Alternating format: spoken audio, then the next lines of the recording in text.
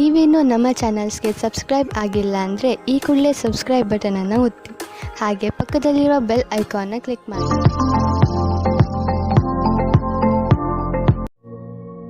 First card 6 of ಸ್ವಾರ್ಡ್ಸ್ ಬಂದಿದೆ.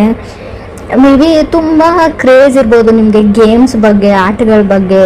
Buying play stations ಅಂತ ತೋರಿಸ್ತಾ ಇದೆ ಕಾರ್ಡಲ್ಲಿ. ಸಮಥಿಂಗ್ ಟ್ರಾವೆಲಿಂಗ್ ಅಂತ ಹೇಳುತ್ತೆ, ಟ್ರಾವೆಲ್ ಮಾಡಿ ಎಲ್ಗಾದ್ರೂ ಹೋಗಬೇಕು ಅನ್ನೋ ಪ್ಲ್ಯಾನ್ ಇರುತ್ತೆ ನಿಮಗೆ. ಬಟ್ ಸ್ವಲ್ಪ ಕ್ಯಾನ್ಸಲೇಷನ್ಸ್ನ ನಾನು ಜಾಸ್ತಿ ಹೇಳ್ತೀನಿ.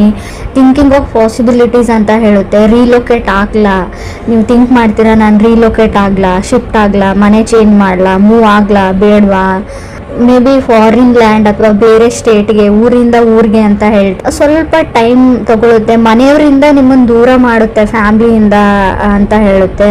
ಸೊ ಮೇಜರ್ ಇಂಡಿಕೇಶನ್ ಏನಂದರೆ ನೀವು ಯಾವ ಪ್ಲೇಸಲ್ಲಿ ಇದ್ದೀರಾ, ತುಂಬ ಜನ ಆ ಪ್ಲೇಸಲ್ಲಿ ಇರಲ್ಲ. ಸೊ ಲವ್ ಲೈಫ್ ರೀಡಿಂಗ್ ಇದೆ, ಬಟ್ 6 ಆಫ್ ಸ್ವಾರ್ಡ್ಸ್ ಇರೋದ್ರಿಂದ ಪ್ಲೇಸ್ ಚೇಂಜ್ ಆಗುತ್ತೆ ಅಂತ ಹೇಳ್ಬೋದು. ಸೊ ಏನೋ ರೀಇನ್ವೆಂಟ್ ಥರ ಆಗುತ್ತೆ. ನಿಮ್ಮ ಪಾರ್ಟ್ನರಿಂದ ನೀವು ದೂರ ಆಗ್ಬೋದು ಅಥವಾ ಅವ್ರ ಹತ್ರನೂ ಆಗ್ಬೋದು. ಕೆಲವರಿಗೆ ಚೇಂಜಿಂಗ್ ಆಫ್ ಪ್ಲೇಸ್ ಹೇಳುತ್ತೆ. 6 ಆಫ್ ಸ್ವಾರ್ಡ್ಸ್ ಅಂದರೆ ಏನು, ಒಂದು ನಿಮಗೆ ಪಾರ್ಟ್ನರ್ ಮೇಲೆ ಒಂಥರ ಕಿರಿಕಿರಿ ಮಾಡ್ತಾರೆ, ಪದೇ ಪದೇ ಕಾಲ್ ಮಾಡಿ, ಪದೇ ಪದೇ ಮೆಸೇಜ್ ಮಾಡಿ, ಅದರ್ ಪರ್ಸನ್ ಅಂತ ಅನ್ನಿಸ್ಬೋದು. ಅಥವಾ ಅದರ್ ಪರ್ಸನ್ಗೆ ನೀವು ಆ ಥರ ಮಾಡ್ತೀರಾ ಅಂತ ಕೂಡ ಅನ್ಸ್ಬೋದು 6 ಆಫ್ ಸ್ವಾರ್ಡ್ಸ್ ಇರೋದ್ರಿಂದ. ಸೆಕೆಂಡ್ ಕಾರ್ಡ್ ನನಗೆ 5 ಆಫ್ ಪೆಂಟಿಕಲ್ಸ್ ಬಂದಿದೆ. ಮೇ ಬಿ ತುಂಬ ಇನ್ವೆಸ್ಟ್ ಮಾಡಿದ್ದೀರಾ ಟೈಮ್ ಆ್ಯಂಡ್ ಮನಿ ರಿಲೇಷನ್ಶಿಪ್ಗೆ ಅಂತ ಅನಿಸುತ್ತೆ ಕೆಲವರು. ಬಟ್ ನೀವು ಅಂದ್ಕೊಂಡಂಗೆ ಏನೂ ಆಗ್ತಾ ಇಲ್ಲ ಅಂತ ಕೂಡ ಅನ್ನಿಸ್ತಾ ಇದೆ. ಹಣ ಹೋಯಿತು, ಟೈಮ್ ಹೋಯಿತು, ತುಂಬ ಡೇಟ್ ಮಾಡಿದ್ದೀರಾ ಆ ಪರ್ಸನ್ನ. ಬಟ್ ಅಂಡರ್ಸ್ಟ್ಯಾಂಡಿಂಗ್ ಏನೂ ಬೆಳೆದೇ ಇಲ್ಲ, ಅವ್ರು ನನ್ನನ್ನು ಅರ್ಥನೇ ಮಾಡ್ಕೊಂಡಿಲ್ಲ. ಏನು ಹೀಗೆ ಆದರೆ ಹೇಗೆ, ಮುಂದೆ ಫ್ಯೂಚರು, ಭವಿಷ್ಯ ಹೇಗೆ ಅಂತ ಥಾಟ್ಸ್ ಸ್ಟಾರ್ಟ್ ಆಗುತ್ತೆ ನಿಮಗೂ. ಅಥವಾ ಅದರ್ ಪರ್ಸನ್ ಅಂದರೆ ನೀವು ಕನೆಕ್ಟ್ ಆಗಿರೋ ವ್ಯಕ್ತಿ, ಮೇ ಬಿ ನೀವು ಮದುವೆನೇ ಆಗಿರ್ಬೋದು ಅಥವಾ ರಿಲೇಷನ್ಶಿಪ್ಪಲ್ಲಿರ್ಬೋದು, ಕಮಿಟ್ ಆಗಿರ್ಬೋದು. ಥರ್ಡ್ ಕಾರ್ಡ್ ಕಿಂಗ್ ಆಫ್ ಸ್ವಾರ್ಡ್ಸ್ ಬಂದಿದೆ. ಕೆಲವರು ಕಿಂಗ್ ಆಫ್ ಸ್ವಾರ್ಡ್ಸ್ ಅಂದರೆ ಯಾವುದೋ ಒಬ್ಬ ವ್ಯಕ್ತಿನ ನಿಮ್ಮ ಲೈಫಿಂದ ಕಟ್ ಆಫ್ ಮಾಡ್ತೀರಾ ನೀವು. ಚೇಂಜ್ ಅಂತ ಹೇಳ್ತೀನಿ. ತುಂಬ ಕಾನ್ಫಿಡೆನ್ಸ್ ಇರುತ್ತೆ. ಮೇ ಬಿ ಕೆಲವ್ರಿಗೆ ಈ ಥರ ಹೇಳ್ತೀನಿ ಅಂತ ತಪ್ಪು ತಿಳ್ಕೊಬೇಡಿ. 5 ಇಯರ್ಸಿಂದ ಮದುವೆ ಆಗಿರೋರು ಕೂಡ ಸಪ್ರೇಟ್ ಆಗುವಂಥ ಚಾನ್ಸಸ್ ಇದೆ. ಮದುವೆ ಆಗಿ 5 ಇಯರ್ಸ್ ಆದರೂ ಸಪ್ರೇಟ್ ಆಗ್ತೀರಾ, ಡಿವೋರ್ಸ್ಗೆ ಅಪ್ಲೈ ಮಾಡ್ತೀರಾ ಕೆಲವರು. ಪೇಷನ್ಸ್ ಇಸ್ ಎ ಕೈ. ಸ್ಪೀಚ್ ಬಗ್ಗೆ ಹೇಳ್ತೀನಿ ನಾವು. ನೀವು ಹೇಗೆ ಮಾತಾಡ್ತೀರಾ ಅದ್ರ ಬಗ್ಗೆ ಹುಷಾರಾಗಿರಿ. ಅಲ್ಲ ಏನಾದರೂ ಆಗಲಿ ನಾನು ದೂರ ಆಗೋಕ್ಕೂ ರೆಡಿ ಇದ್ದೀನಿ ಅನ್ನೋ ಹಾಗಿದ್ರೆ ಮಾತ್ರ ಜಗಳ ಮಾಡ್ಕೊಳ್ಳಿ. ಸಣ್ಣ ಪುಟ್ಟ ಜಗಳ ನಿಮ್ಮನ್ನು ಬೇರೆ ಮಾಡುತ್ತೆ. ಆದಷ್ಟು ಮಾತಾಡದೆ ಇದ್ಬಿಡಿ ಅಂತ ನಾನು ಹೇಳ್ತೀನಿ. ಫೋರ್ತ್ ಕಾರ್ಡ್ ನನಗೆ 9 ಆಫ್ ಸ್ವಾರ್ಡ್ಸ್ ಬಂದಿದೆ. ಆಂಗ್ಸೈಟಿ, ತುಂಬ ಆತಂಕ, ಸ್ಟ್ರೆಸ್ಸು, ಡಿಪ್ರೆಷನ್ಗೆ ಹೋಗ್ಬೋದು ನೀವು 9 ಆಫ್ ಸ್ವಾರ್ಡ್ಸ್ ಅಂದರೆ. ಆಲ್ಮೋಸ್ಟ್ ಕೆಲವ್ರದ್ದು ಸಪ್ರೇಷನ್ ಲೆವೆಲಿಗೆ ಬಂದು 9 ಆಫ್ ಸ್ವಾರ್ಡ್ಸು ಕೆಲವ್ರದ್ದು ಭಯ ಆಗೋಕ್ಕೆ ಶುರುವಾಗ್ಬಿಡುತ್ತೆ. ನಾನು ಯಾಕೆ ಇಷ್ಟು ಚಿಕ್ಕ ವಿಷಯಕ್ಕೆ ಜಗಳ ತಗೊಂಡೆ, ನಾನು ದೂರ ಆಗ್ತಾ ಇದ್ದೀನಿ ಅಂತ. ಸೊ ನಾನು ಮುಂಚೆನೇ ಇಂಡಿಕೇಶನ್ ಕೊಡ್ತಾ ಇದ್ದೀನಿ, ಸುಮ್ಮನಿದ್ದು ಬಿಡಿ. ಫಿಫ್ತ್ ಕಾರ್ಡ್ ನನಗೆ 7 ಆಫ್ ಕಪ್ಸ್ ಬಂದಿದೆ. ಸೊ ನಿಮಗೆ ಯಾರೋ ಮೋಸ ಮಾಡ್ತಾ ಇದ್ದಾರೆ. 7 ಆಫ್ ಕಪ್ಸ್ ಮೀನ್ಸ್ ನೀವು ಕನೆಕ್ಟ್ ಆಗಿರೋ ವ್ಯಕ್ತಿ ಚೀಟ್ ಮಾಡ್ತಾ ಇದ್ದಾರೆ ಅಂತ ಅರ್ಥ ಆಗುತ್ತೆ. ಮೋಸ ಮಾಡ್ತಾ ಇದ್ದಾರೆ ನಿಮಗೆ ಅಂತ ಕೂಡ ಕಾರ್ಡ್ ಹೇಳ್ತಾ ಇದೆ. ಅಬ್ಸರ್ವ್ ಮಾಡಿ, ಹುಷಾರಾಗಿರಿ. ಅವ್ರು ಬಣ್ಣದ ಮಾತಿಗೆ ಮಳ್ಳಾಗಬೇಡಿ ಅಂತ ಹೇಳ್ತೀನಿ. ಈ ರಿಲೇಷನ್ಶಿಪ್ಗೆ ನಿಮಗೆ ರಿಲೇಟಿವ್ಸ್ ಕಡೆಯಿಂದನೂ ಬರ್ಬೋದು, ಮದುವೆ ಫಿಕ್ಸ್ ಆಗೋ ಲೆವೆಲಿಗೆ ಇರ್ಬೋದು, ಆಲ್ರೆಡಿ ಎಂಗೇಜ್ಮೆಂಟ್ ಆಗಿರ್ಬೋದು. ಬಟ್ ಅವ್ರು ಹೇಳಿರೋದೆಲ್ಲ ಸುಳ್ಳು ಕಾರ್ಡ್ ಹೇಳ್ತಾ ಇದೆ. ಎಲ್ರಿಗೂ ಅನ್ವಯಿಸುತ್ತೋ ಇಲ್ವೋ ಗೊತ್ತಿಲ್ಲ, ಬಟ್ ಕೆಲವರಿಗೆ ಖಂಡಿತವಾಗ್ಲೂ. 6th ಕಾರ್ಡ್ ನನಗೆ ಪೇಜ್ ಆಫ್ ಸ್ವಾರ್ಡ್ಸ್ ಬಂದಿದೆ. 7th ಕಾರ್ಡ್ 7 ಆಫ್ ಪೆಂಟಿಕಲ್ಸ್ ಬಂದಿದೆ. ನೀವು ತುಂಬ ಟ್ರೈ ಮಾಡಿದ್ದೀರಾ, ಯುವರ್ ಬೆಸ್ಟ್ ವೇಟ್ ಮಾಡಿದ್ದೀರಾ, ಎಲ್ಲ ಮಾಡಿದ್ದೀರಾ. ಬಟ್ ಕಂಟ್ರೋಲ್ ಮಾಡೋಕೆ ಆಗ್ತಾ ಇಲ್ಲ ನಿಮಗೆ. ಯಾರನ್ನು ಚೂಸ್ ಮಾಡಲಿ ಅಥವಾ ಯಾರನ್ನು ಬಿಡಲಿ ಅನ್ನೋ ಲೆವೆಲಿಗೆ. ಆ ರಿಲೇಷನ್ಶಿಪ್ಪಲ್ಲಿ ಇರೋಕ್ಕೂ ನೀವು ತುಂಬ ಟ್ರೈ ಮಾಡಿದ್ರಿ. ಮದುವೆ ಆಗಿ ತುಂಬ ವರ್ಷ ಆಯಿತು, ಇವಾಗ ಬಿಡೋಕ್ಕೂ ಆಗಲ್ಲ. ಗೌರವ, ಮಾನ, ಮರ್ಯಾದೆ ಪ್ರಶ್ನೆ ಎಲ್ಲ ಯೋಚನೆ ಮಾಡಿದ್ರಿ. ಬಟ್ ಕಡೆಗೆ ಬೇರೆ ದಾರಿ ಇಲ್ಲ ಅಂತ ಕೆಲವ್ರಿಗೆ ಅನಿಸಿರ್ಬೋದು. ಸಪ್ರೇಟು ಆಗ್ತಾ ಇದ್ದೀರಾ ಕೆಲವರು ಅಂತ ಹೇಳ್ತಾ ಇದೆ. 6 ಆಫ್ ಸ್ವಾರ್ಡ್ಸ್ ಏನು ಹೇಳುತ್ತೆ ಅಂದರೆ, ಆ ವ್ಯಕ್ತಿ ನಿಮ್ಗೆ ಚೀಟ್ ಮಾಡ್ತಾ ಇದ್ದಾರೆ ಅಂತ ಗೊತ್ತಿದೆ, ನಿಮಗೆ ಮೋಸ ಮಾಡ್ತಾ ಇದ್ದಾರೆ ಅಂತ ಗೊತ್ತಿತ್ತು. ಬಟ್ ಆದರೂ ಇಷ್ಟು ವರ್ಷಗಳ ಕಾಲ ಇದ್ರಿ, ಬಟ್ ಇನ್ನು ಮುಂದೆ ಆಗ್ತಾ ಇಲ್ಲ. ಸೊ ನೀವೆಷ್ಟು ಪ್ರಯತ್ನ ಪಡಬೇಕು ಅಷ್ಟು ಪಟ್ಟಿದ್ದಾಗಿದೆ. ಸೊ ಅದ್ರ ಬಗ್ಗೆ ಗಿಲ್ಟಿ ಫೀಲ್ ಮಾಡ್ಕೊಳ್ಬೇಡಿ ಅಂತಲೇ ನಾನು ಹೇಳ್ತೀನಿ. ಸೊ ಲೆಟ್ ಗೋ ಮಾಡಿ, ಮೂವ್ ಆನ್ ಆಗಿ, ನಿಮ್ಮ ಲೈಫಿಗೆ ಏನು ಬೇಕೋ ಅದನ್ನು ನೀವು ಮಾಡ್ಕೊಳ್ಳಿ ಅಂತಲೇ ಕಾರ್ಡ್ ಹೇಳ್ತಾ ಇದೆ.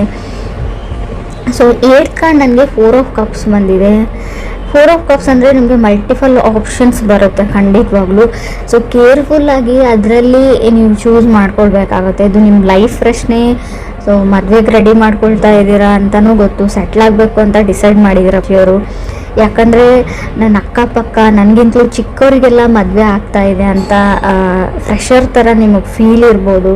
ಸೊ ಅದಕ್ಕೋಸ್ಕರ ನೀವು ಈ ಡಿಸಿಷನ್ನು ತೊಗೊಂಡಿರ್ಬೋದು. ಬಟ್ ಮನೆಯವ್ರನ್ನೇ ನಂಬಿ ಹೋಗ್ತೀನಿ ಅನ್ನೋದು ಕೂಡ ತಪ್ಪು, ಅಥವಾ ನೀವು ನನ್ನ ನಂಬಿಕೆ ಮೇಲೆ ಹೋಗ್ತೀನಿ ಅನ್ನೋದು ಕೂಡ ತಪ್ಪು.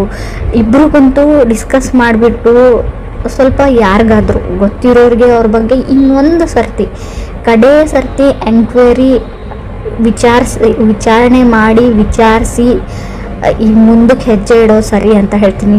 ಕೆಲವರು ಮೋಸ ಹೋಗೋ ಚಾನ್ಸಸ್ ತುಂಬ ಕಾಣಿಸ್ತಾ ಇದೆ ಅಂತ ನಾನು ಒತ್ತಿ ಹೇಳ್ತಾ ಇದ್ದೀನಿ. ಇದನ್ನು ಮದುವೆ ಅಂತ ಮಾತುಕತೆ ಬೇರೆ. ಇನ್ನು ಕೆಲವ್ರಿಗೆ ನಾನು 9th ಕಾರ್ಡ್ ನನಗೆ ಏಸ್ ಆಫ್ ಕಪ್ಸ್ ಬಂದಿದೆ. ಯಾರನ್ನ ನಿಮ್ಮ ಲೈಫಲ್ಲಿ ಅಲೋವ್ ಮಾಡ್ಕೊಳ್ತೀರಾ ಅನ್ನೋದು ಕೂಡ ನಿಮ್ಮ ಮೇಲೆ ಬಿಟ್ಟಿರೋ ವಿಚಾರ ಅಂತ ನಾನು ಹೇಳ್ತೀನಿ. ಆಪ್ಷನ್ಸ್ ತುಂಬ ಇದೆ, ತುಂಬ ಕಾಂಪ್ಲಿಕೇಟೆಡ್ ಲವ್ ಅಂತ ಅನಿಸುತ್ತೆ. ನೀವು ಪ್ರೀತಿನ ಹುಡ್ಕೊಂಡು ಹೋಗಬೇಡಿ, ಅದಾಗದೇ ನಿಮ್ಮ ಹತ್ರಕ್ಕೆ ಬರುತ್ತೆ ಅಂತಲೂ ಕಾಡೇ ಹೇಳ್ತಾ ಇದೆ. ಕೆಲವ್ರಿಗೆ ಪಾಸ್ಟಲ್ಲಿ ನೀವು ತುಂಬ ಚೆನ್ನಾಗಿ ಹ್ಯಾಂಡಲ್ ಮಾಡಿದ್ದೀರಾ, ಬಟ್ ಎಲ್ಲನೂ ಕಾಂಪ್ಲಿಕೇಟೆಡ್ ಆಗಿ ನಿಮಗೆ ಔಟ್ಪುಟ್ ಬಂದಿದೆ. ಯಾವುದನ್ನು ನೀವು ಸಾಲ್ವ್ ಮಾಡೋಕ್ಕಾಗಲ್ಲ. ಕೆಲವ್ರಿಗೆ ನಾನು ಏಸ್ ಆಫ್ ಕಪ್ಸ್ ಇರೋದ್ರಿಂದ ನೀವು ಸಿಂಗಲ್ ಆಗಿರೋರು ಖಂಡಿತವಾಗ್ಲೂ ನೋ ಮೋರ್ ಸಿಂಗಲ್ ಅಂತ ತೋರಿಸ್ತಾ ಇದೆ. ಖಂಡಿತವಾಗ್ಲೂ ನೀವು ಕಪಲ್ಸ್ ಆಗ್ತೀರಾ, ಪೇರ್ ಆಗ್ತೀರಾ.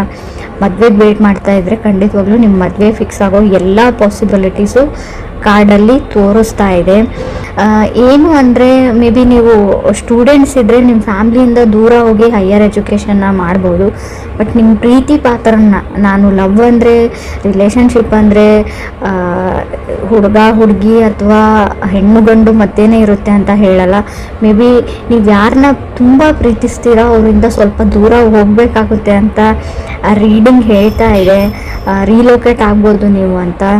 ಸೊ ಕೆಲವ್ರಿಗೆ ಬೇಸಿಕಲಿ ರಿಲೇಷನ್ಶಿಪ್ಪಲ್ಲಿ ತುಂಬ ಬೇಗ ಬೀಳುವಂಥ ಚಾನ್ಸಸ್ ಇದೆ. ಫಾಲಿನ್ ಇನ್ ಲವ್ ಅಂತ ಕೂಡ 7 ಆಫ್ ಕಪ್ಸ್ ಇರೋದ್ರಿಂದ, ಅದು 5th ಪ್ಲೇಸಲ್ಲಿ ಸೆವೆಂತ್ ಕಾರ್ಡ್ ಬಂದರೆ, 7 ಆಫ್ ಕಪ್ಸ್ ಬಂದರೆ, ನಾವು ಪೇಜ್ ಆಫ್ ಸಾರ್ಟ್ಸ್ ಮಧ್ಯೆ ಬಂದರೆ ಖಂಡಿತವಾಗ್ಲೂ ಅಷ್ಟೇ ಬೇಗ ಬ್ರೇಕಪ್ ಮಾಡ್ಕೊಳ್ಳೋವಂಥ ಚಾನ್ಸಸ್ ಇದೆ. ಸೊ ನಿಧಾನವೇ ಪ್ರಧಾನ ಅಂತ ಹೇಳ್ತೀವಿ. ತಾಳ್ಮೆ ತುಂಬ ಇಂಪಾರ್ಟೆಂಟು. ಇನ್ನೂ ಕೆಲವ್ರಿಗೆ ನೀವು ಮ್ಯಾರಿಡ್ ಇರ್ಬೋದು ಅಥವಾ ರಿಲೇಷನ್ಶಿಪ್ಪಲ್ಲಿ ಇರ್ಬೋದು, ಏನೋ ಸಣ್ಣ ಪುಟ್ಟ ವಿಷಯಕ್ಕೆ ಜಗಳ ಬರುತ್ತೆ ನಿಮ್ಮ ಮಧ್ಯೆ. ಮುಂಚೆ ಬರ್ತಾಯಿತ್ತು, ಹಾಗೆ ಪ್ಯಾಚಪ್ ಆಗ್ತಾಯಿತ್ತು ಅಂದರೆ ಇನ್ನು ಮುಂದೆ ಪ್ಯಾಚಪ್ ಆಗೋ ಚಾನ್ಸಸ್ ಇಲ್ಲದೆ ಇರೋದ್ರಿಂದ ಜಗಳ ಮಾಡಿಕೊಂಡ್ರೂ ಸುಮ್ಮನೆ ಇರೋದು ಒಳ್ಳೆಯದು. ನಿಮಗೆ ಸ್ಪೆಷಲಿ ಹೇಳ್ತಾ ಇದ್ದೀನಿ, ನೀವು ಸುಮ್ಮನೆ ಇರೋದ್ರಿಂದ ನಿಮ್ಮ ರಿಲೇಷನ್ಶಿಪ್ ಉಳ್ಕೊಳ್ಳುತ್ತೆ. ಯಾವುದೇ ರಿಸ್ಕನ್ನು ಕೂಡ ತಗೊಳ್ಳದೇ ಇರೋದು ಬೆಟ್ರು. ನಾನೇನೋ ಹೇಳಬೇಕು ಯಾರಿಗೂ, ನಿಮ್ಮ ಬಾಸ್ ಇರಲಿ, ನಿಮ್ಮ ಮನೆಯವ್ರು ಇರಲಿ, ಅಥವಾ ನಿಮ್ಮ ತಂದೆ ತಾಯಿ ಇರಲಿ, ಅಥವಾ ನೀವು ಪ್ರೀತಿಸಿದ ವ್ಯಕ್ತಿನೇ ಇರಲಿ. ಸೊ ಅವ್ರಿಗೂ ಕೂಡ ನೀವು ಯಾವಾಗಲೂ ಅದೇ ಮಾತು ಹೇಳ್ತಾ ಇರ್ತೀರ, ಬಟ್ ಆ ಮಾತು ಮುಂಚೆ ಹರ್ಟ್ ಆಗಿರಲ್ಲ. ಬಟ್ ಇವಾಗ ನೀವೇನಾದರೂ ಹೇಳಿದರೆ ಅದೇ ಮಾತು ತುಂಬ ದೊಡ್ಡ ಮಟ್ಟದ ಗಾಯ ಮಾಡುತ್ತೆ ಅವ್ರಿಗೆ. ಇದರಿಂದ ಎಲ್ಲನೂ ನೀವು ಕಟ್ಟಿರೋ ಏನು ಹೇಳ್ತೀರ, ಇಲ್ಲಿವರೆಗೂ ಕಟ್ಕೊಂಡು ಬಂದಿರೋ ಸಂಪಾದಿಸಿದಂಥ ರಿಲೇಷನ್ಶಿಪ್ಪು, ಬಾಂಧವ್ಯ ಎಲ್ಲನೂ ಮುರಿದೋಗೋವಂಥ ಚಾನ್ಸಸ್ ಇದೆ. ರೀಡಿಂಗ್ ನೆಗೆಟಿವ್ ಅಂತ ಅಂದ್ಕೊಳ್ಬೇಡಿ, ತುಂಬ ಪಾಸಿಟಿವ್ನೆಸ್ ಇದೆ ಇಲ್ಲಿ. ಮದುವೆ ಆಗುತ್ತೆ, ಮದುವೆ ಫಿಕ್ಸ್ ಆಗುತ್ತೆ, ರಿಲೇಷನ್ಶಿಪ್ಪಲ್ಲಿ ಇರ್ತೀರಾ, ಫಾರಿನ್ ಲ್ಯಾಂಡಿಗೆ ಹೋಗೋ ಎಲ್ಲ ಚಾನ್ಸಸ್ ಇದೆ, ರಿಲೊಕೇಶನ್ ಇದೆ, ಹೈಯರ್ ಸ್ಟಡೀಸ್ ಇದೆ. ಕೆಲವ್ರಿಗೆ ನೀವು ಪ್ರೀತಿಸಿದ ವ್ಯಕ್ತಿನೂ ನಿಮ್ಗೆ ಸಿಗ್ತಾರೆ. ಬಟ್ ನಿಮ್ಮ ಮಾತಿನ ಬಗ್ಗೆ ಅಷ್ಟೇ ನೀವು ಗಮನ ಇರಬೇಕು.